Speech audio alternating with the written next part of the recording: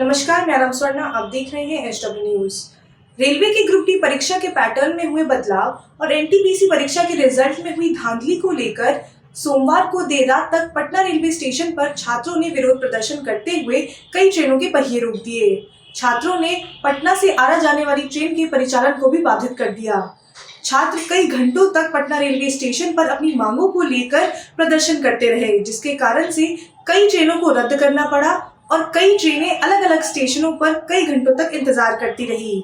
काफी मशक्कत के बाद जब अभ्यर्थी रेलवे स्टेशन से नहीं गए तो पुलिस ने रेलवे की परीक्षा में असफल विद्यार्थियों के ऊपर लाठीचार्ज किया और आंसू गैस के गोले छोड़े।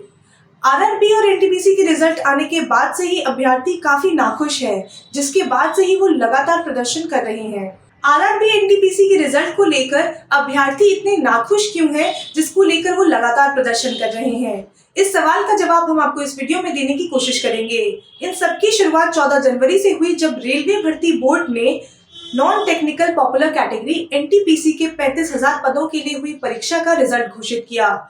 अब तक 15 क्षेत्रों के लिए रिजल्ट जारी किया जा चुका है, जिसमें 7,05,446 अभ्यर्थियों को CBT 2 के लिए शॉर्टलिस्ट किया गया है। अब सवाल ये उठता है कि इससे अभ्यर्थी नाखुश क्यों हैं? तो अभ्यर्थियों का ये आरोप है कि जो रिजल्ट जारी किया गया है उसमें 7 लाख अभ्यर्थियों को न चुनकर 7 लाख रोल नंबरों का चयन किया गया है।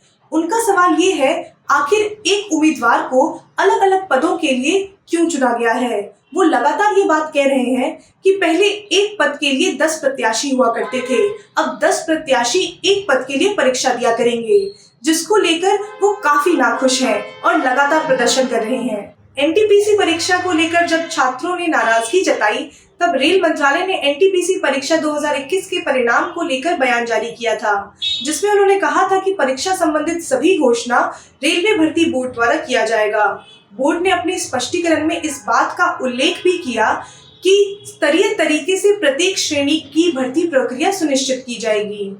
रेल मंत्रालय द्वारा दिए गए स्पष्टीकरण में यह कहा गया कि यह कहीं नहीं उल्लेख किया गया है कि CBT 2 परीक्षा के लिए 7 लाख अलग अलग उम्मीदवारों को चयन किया जाएगा।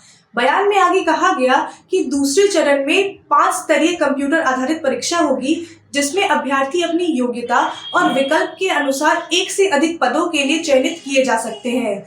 इसीलिए 7 लाख उम्मीदवारों की बजाय 7 लाख रोल नंबरों को चुना गया है, जिसमें कि एक रोल नंबर कई बार देखने को मिले हैं। रेल मंत्रालय के जारी किए गए बयान के बाद भी अभ्यर्थी इससे काफी नाखुश दिखे, जिसके बाद उन्होंने 24 जनवरी को पटना राजेंद्र नगर टर्मिनल पर कई घंटों तक बैठकर प्रदर्शन किया। अब सवाल ये उठता है कि आखिरकार NTPC non technical popular category है क्या? तो एनटीपीसी रेलवे बोर्ड द्वारा आयोजित एक परीक्षा है, जिसके अंतर्गत कई पद आते हैं।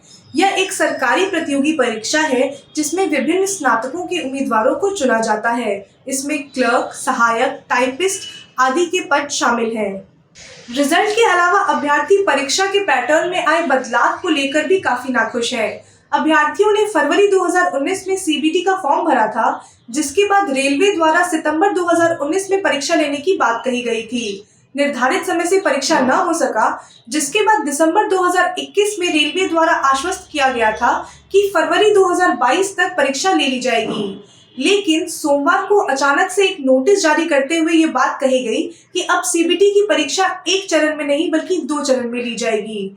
अभ्यर्थियों का ये आरोप है कि अचानक से इस तरह से आए परीक्षा में बदलाव को लेकर वो किस तरह से आगे की तैयारी कर पाएंगे। इस तरह की और खबरों के लिए जुड़े रहें एचडब्ल्यू न्यूज के साथ। अगर आपने अभी तक हमारे चैनल को सब्सक्राइब नहीं किया है तो YouTube पर जाएं और हमारे चैनल को सब्सक्राइब करें। Facebook के माध्यम से भी आप हमसे जुड़ सकते हैं। Facebook पर जाएं। अगर आपको वीडियो हमारी पसंद आए तो उस वीडियो को शेयर करें।